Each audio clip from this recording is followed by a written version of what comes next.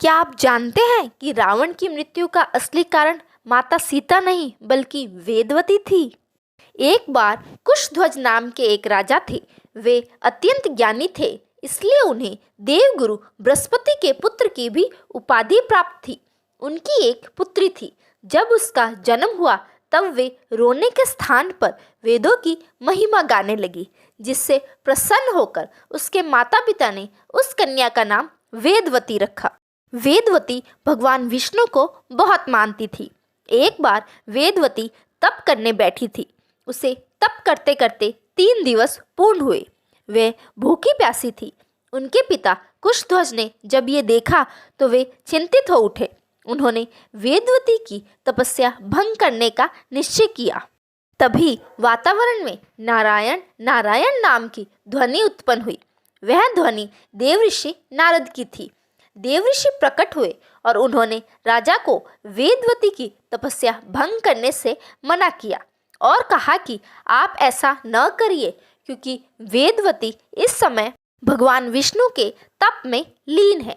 इस वक्त वेदवती को उठाना बिल्कुल एक शिशु से उसकी माता छीनने जैसा है।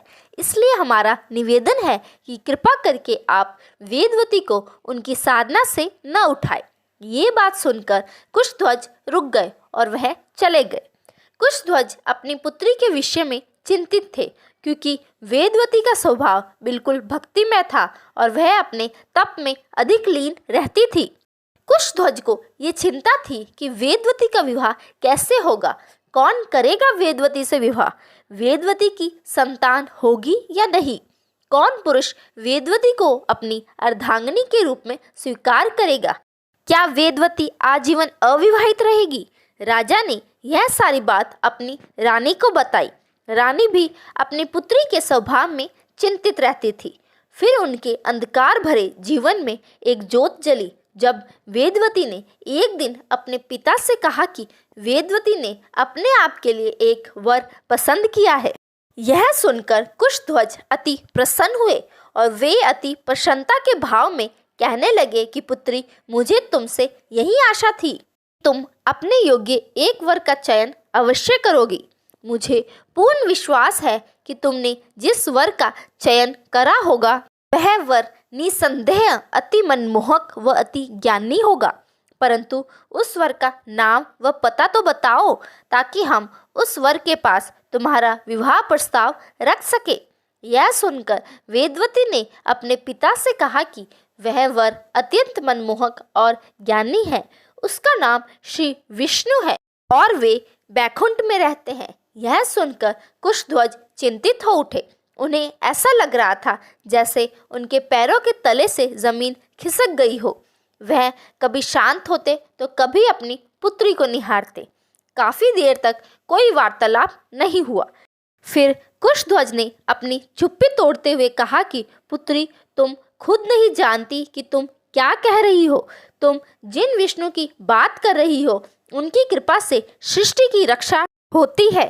फिर रानी ने भी अपनी चुप्पी तोड़ी और बोली कि भगवान कभी विवाह नहीं करते और फिर नारायण तो विवाहित है, तभी उन्हें लक्ष्मीपति कहा जाता है। इसलिए तू ये विचार अपने मन मस्तिष्क से सदैव के लिए निकाल दे। रानी व राजा ने अपनी बात संपूर्ण करी, पर वेदवती तो अपने तन मन धन से नारायण को अपना पति मान चुकी थी और किसी भक्त को भगवान से छीनना धरती से सूर्य छीनने जैसा है।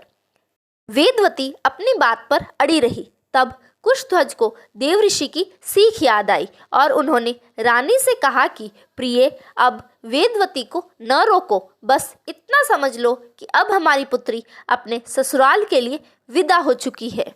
वेदवती भगवान विष्णु को प्राप्त करने के लिए एक वट वृक्ष के नीचे बैठकर तप करने लगी। उसने कई वर्षों तक तप किया। उसके तपोबल ने वट वृक्ष के नीचे ही बैकुंठ धाम बना दिया। उसकी ये तपस्या इतनी कठिन थी कि जितनी देवता भी तपस्या नहीं कर सकते।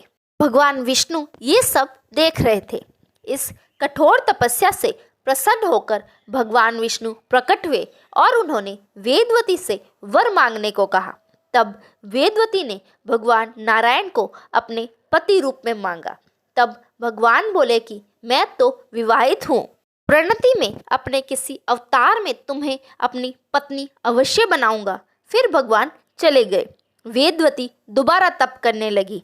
तभी रावण वहां आया।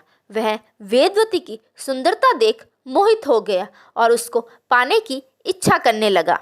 तब वेदवती ने रावण को श्राप दिया कि वेदवती ही रावण के वध का कारण बनेगी। फिर वेदवती रथ में सवार होकर स्वर्ग की ओर चली गई। समय बीता और एक दिन रावण सीता का अपहरण करने आ गया। तब वेदवती ने सीता का रूप धारण करा और रावण ने वेदवती का ही अपहरण करा। श्री राम ने रावण का वध किया और सदिति को मुक्ति दिलाई। सीता की अग्नि परीक्षा इसलिए हुई ताकि श्री राम सीता जी को वापस प्राप्त कर सके। जब अग्नि परीक्षा समाप्त हुई तब सीता जी ने श्री राम से कहा कि वेदवती ने बहुत दुख सहे हैं, इसलिए आप वेदवती को अपनी पत्नी बनाएं। तब श्री राम ने ऐसे ही किया और इस तरह रावण का वध हुआ। उम्मीद है आप सभी को ये कहानी पसंद आई। इस तरह की और कहानियों के लिए मेरे वीडियो को लाइक करें तथा चैनल को सब्सक्राइब करना बिल्कुल ना भूलें। धन्यवाद।